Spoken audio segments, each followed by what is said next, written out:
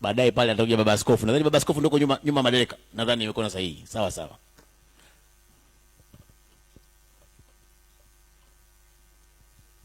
Ndugu Othman Masud Othman, mwenyekiti wa taifa wa ACT Wazalendo, viongozi wote wa kamati kuu ya ACT Wazalendo, wageni waalikwa, mabibi na mabwana, habari za mchana. Kwanza nashukuru kwa mwaliko, na pia napenda kuwapongeza chama cha ACT Wazalendo kwa kuchukua uongozi mbali na kuwa ni chama cha siasa, lakini uongozi wa kijamii kwenye jambo hili ambalo likumba taifa letu. Nchi yetu ipo kwenye msiba, na kwa mara ya mwisho tangu mwaka 1907 mwaka 2025 nchi imeshuhudia mamia ya Watanzania wakiuliwa bila sababu za msingi na bila uwajibikaji wowote mpaka sasa hivi. Nimefuatilia kwa makini hotuba ya mwenyekiti Othman, lakini napenda nianze na swala la uchaguzi. Kwa nini tumefika hapa? Kwa mara ya kwanza tangu mwaka 1985 Bunge la Jamhuri ya Muungano wa Tanzania kwa makusudi kabisa mwaka 2024 na mwaka 2025 likaenda kutunga sheria ya kuharibu uchaguzi. Zikatungwa sheria mbili. Ikatungwa sheria ya tume ya uchaguzi. Jambo la tume ya uchaguzi ni jambo la kikatiba, linapatikana chini ya ibara ya 74 ya katiba ya Jamhuri ya Muungano wa Tanzania. Na moja kati ya jambo muhimu kwenye katiba chini ya ibara hiyo ni kwamba jina la tume ya taifa ya uchaguzi ni la kikatiba, sio la kisheria. Ukienda kusoma leo tume ibara 74, tume ya uchaguzi ya Tanzania inaitwa Tume ya Taifa ya Uchaguzi. Lakini bunge likaenda kutunga sheria mwaka 2024 ikatuletea kitu kinachoitwa Tume Huru ya Taifa ya Uchaguzi, kitu ambacho kwenye katiba hakipo. Kitu ambacho kwenye katiba hakipo. Kwa hiyo kuanzia pale tulishaanza kutengeneza indication ya kwamba tukifika mwaka 2025 hakuwezi kukaa kuna uchaguzi kama mzee alitangulia kusema hapa, kwa sababu hatuna tume. Ibara ya 64, ibara ndogo ya 5 ya katiba ya Jamhuri ya Muungano wa Tanzania inasema sheria yoyote ya bunge itakayotungwa kwa kukiuka katiba, hiyo sheria inakuwa ni batili kuanzia siku inapotungwa. Kwa maana hiyo tunaingia kwenye uchaguzi mwaka 2025. Hatuna chombo mahususi cha kikatiba ambacho kingeweza kutuhakikishia sio tu kuwa na uchaguzi, lakini uchaguzi huru, wa haki na unaoaminika. Tumeingia kwenye uchaguzi ambao hausimamiwi na chombo chochote kilichopewa mamlaka kikatiba kufanya hivyo. Ndio maana hayo yakatokea. Watu hawakuenguliwa kwenye uchaguzi kwa bahati mbaya, wameenguliwa kwa makusudi, kwa sababu kulikuwa hakuna chombo kinachoweza kuratibu kwa mujibu wa sheria na kwa mujibu wa katiba. Na mpaka ninavyozungumza hapa hatuna hiyo tume. Naomba nihame hapo. Swala la mauaji, kwa sababu hili swala linadogoshwa sana, linaitwa vurugu. Kwenye sheria Profesa Shivya anajua kwamba inapotokea makosa mengine madogo madogo yakachanganyika na kosa kubwa la mauaji, basi yale makosa madogo yote yanafutika, linabaki kosa moja la mauaji, kwa sababu adhabu yake ni kubwa kuliko makosa mengine.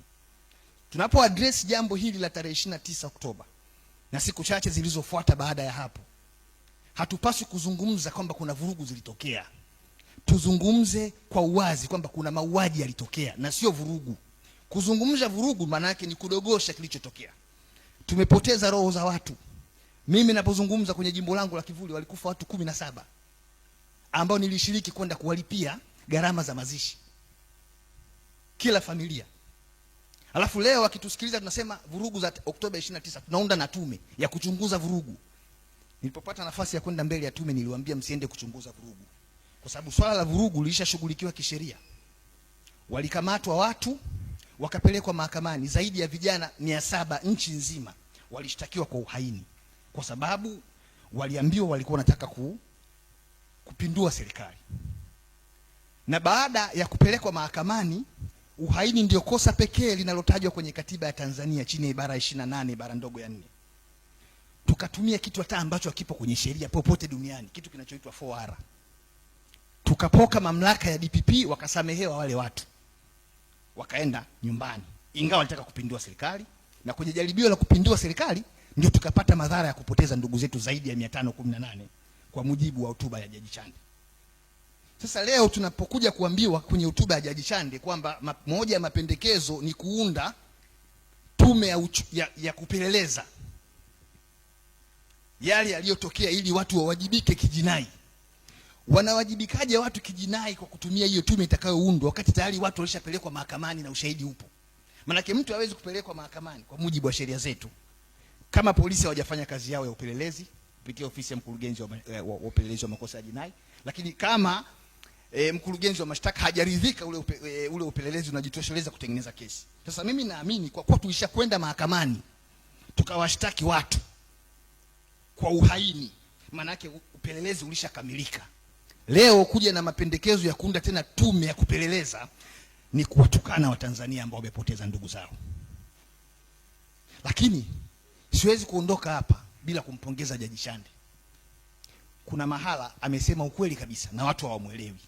Kasema hivi, yale jaribio la mapinduzi lilipangwa, liliratibiwa na lilitekelezwa. Lilifadhiliwa na likatekelezwa. Ingawa mwisho wa siku hakusema waliopanga ni kina nani, waliofadhili na waliojaribu kutekeleza ni akina nani. Sasa ukitaka kujua waliofanya vile ni nani, rudi kwenye matukio ya mwaka mmoja kabla ya uchaguzi na siku chache kabla ya uchaguzi. Jeshi la Ulinzi la Wananchi wa Tanzania liliambiwa lijiandae sijui kufanya nini wakati nchi ilikuwa ingii kwenye vita. Tukio la uchaguzi ni tukio la kijamii linalowapa watu haki yao kuchagua viongozi, sio vita ambayo inahitaji jeshi lijiandae, lakini jeshi likajiandaa. Pamoja na kujiandaa, jeshi lilishindwa kujua watu walikuwa wanafanya mafunzo ya kupindua serikali mita 10 kutoka kwenye kituo cha polisi. Jeshi lilishindwa. Utamlaumu rais kwa kosa gani? Kaambia wajiandae. Yaani rais tena ndo akachukua bunduki aende akasake wale watu? Haiwezekani. Kawaambia jiandaeni, wamejiandaa, lakini mwisho wa siku tunakuja kuona yaliyotokea. Lakini wameambiwa, rais amewaambia hakutakuwa kuna maandamano. Maandamano pekee yatakayotokea siku hiyo ya tarehe 29 Oktoba ni maandamano ya kwenda kupiga kura. Rais katuhakikishia usalama kabisa. Lakini tumeona watu wanauliwa. Na tunaambiwa nguvu iliyotumika ilikuwa ni nguvu stahiki kabisa. Ndio maana nikasema haya mambo haya tunahitaji sana neema ya Mungu, sababu vinginevyo tunaweza tukatoka hapa tumechanganyikiwa kabisa ukiunganisha sequence of events na kauli zilizokuwa zikitolewa hapo kabla. Mwisho, yaani Tanzania ndio nchi kituko pekee duniani, Tanzania, kuwa na uchaguzi katikati ya mauaji afu tunaambiwa ulikuwa huru na haki.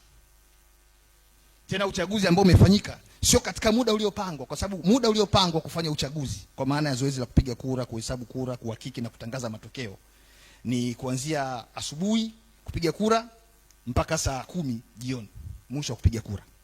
Lakini mauaji yameanza kutokea saa 5 na wenyewe wanajivuna kwamba kama ni vurugu zilitokea wakati watu wameshapiga kura. Maana yake siku ile watu waliamka mapema sana saa 12 wakaenda kupiga kura saa 5 wakawa wameshamaliza. Sasa unawezaje kama unakiri kuna mauaji ya watu zaidi ya 500 nchi nzima, alafu katikati ya tukio hilo kubwa linalo draw attention ya dunia nzima kwa sasa ukasema huo uchaguzi ni huru? Lazima utakuwa umechanganyikiwa kidogo akili, au wewe ni mwenda wazimu kabisa. Haiwezekani, sababu watu wakishakufa huo ni msiba. Akitokea mmoja wetu tu hapa akafa, shughuli yote hii inasimama kwa sababu ni msiba. Sasa tuna msiba wa watu zaidi ya 500, alafu bado tunajinasibu kwamba tumeweza kupiga kura vizuri, tumehesabu, tumetangaza matokeo na tukapata matokeo ya 98% katikati ya misiba. Haiwezekani. Kwa mimi nasema tu kwa kumalizia, ndugu moderator, moja kati ya mapendekezo ambayo mimi nadhani yanaweza yakawa mjadala, tupate turejee kwenye hotuba ya Mwalimu Nyerere. Alisema hivi, ili nchi iweze kupata maendeleo inahitaji vigezo 4. Inahitaji watu, ardhi, siasa safi na uongozi bora.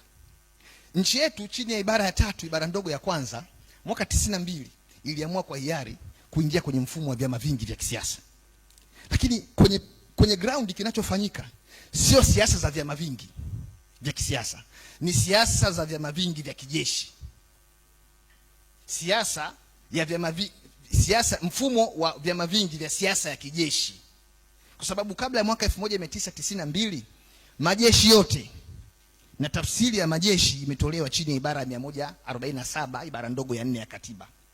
Majeshi ni yale yote ambayo yana watu wanaoruhusiwa kubeba silaha, ndo tafsiri ya majeshi. Majeshi yote tunayoyaona yalikuwa ni mkoa wa kichama wa Chama cha Mapinduzi, na ndiyo maana unaona chama pekee cha siasa hapa Tanzania ambacho viongozi wake ni wanajeshi ni CCM.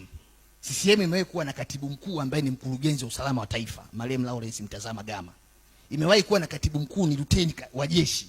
Imewahi kuwa na mwenyekiti mwanajeshi, Rais Kikwete. Imewahi kuwa na katibu kanali Kinana. Sasa tumebadilisha tu jina, lakini mindset za watu wetu wa vyombo vya ulinzi na usalama bado ni za CCM, na ndio maana unaona kwenye uchaguzi uliopita wao ndio walikuwa wanaamua nani agombee, nani atangazwe. Baada ya kusema hayo, moderator, nakushukuru sana. Asante. Nashukuru sana. Umesahau tulikuwa na rais kanali na katibu mkuu wa chama katibu ruteni. Askofu